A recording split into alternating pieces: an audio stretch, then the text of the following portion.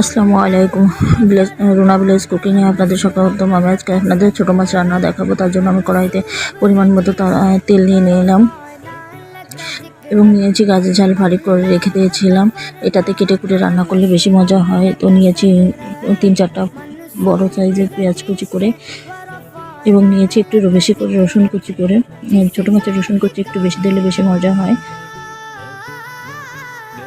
তারপর দিব আমি এই ছোটো মাছটা আলু দিয়ে রান্না করব। তো ছোটো ছোটো করে আলু কেটে নিয়েছি যাতে এটা খুব সহজেই সিদ্ধ হয়ে যায় মাছের সঙ্গে। মাছ যেহেতু ছোটো, তো আলুটা আমি একটা নিয়ে নিলাম পরিমাণ মতো লবণ ও হলুদ গুঁড়ো। এবং ছোটো মাছগুলো চিংড়ি মাছ এটা এবং নদীর বেলে মাছ, তো একসঙ্গে খুব সুন্দর করে মেখে এটা হাত দিয়ে মেখে রান্না করলে ছোটো মাছটা বেশি মজা হয়। আর সর্বশেষ আমি এটাতে ধনে শাক অ্যাড করব। তো ধনে শাকটা আমি একটু পরে অ্যাড করব। তো আমি এটা সুন্দর করে ভালোভাবে মেখে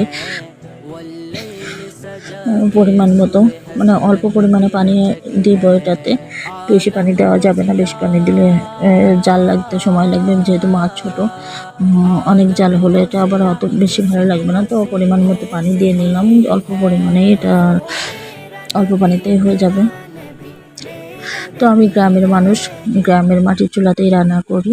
তার জন্য আমি মাটির চুলাতে বসিয়ে দিলাম, কাঠে রান্না করি। তো দেখেন আমি এভাবেই দিচ্ছি। আমার চুলাটা অত বেশি ভালো না, আসলে বৃষ্টি হলে পানি উঠে যায় রান্নাঘরে। তার জন্য আমি কেনা চুলো পাতিয়েছি। দেখেন মাছটা আমি ঢাকুন দিয়ে ঢেকে একটু সময় জাল করে নিয়েছি এবং একটু নাড়াচাড়া করে এবার আমি এটাতে ধনেপাতা দিয়ে দেব।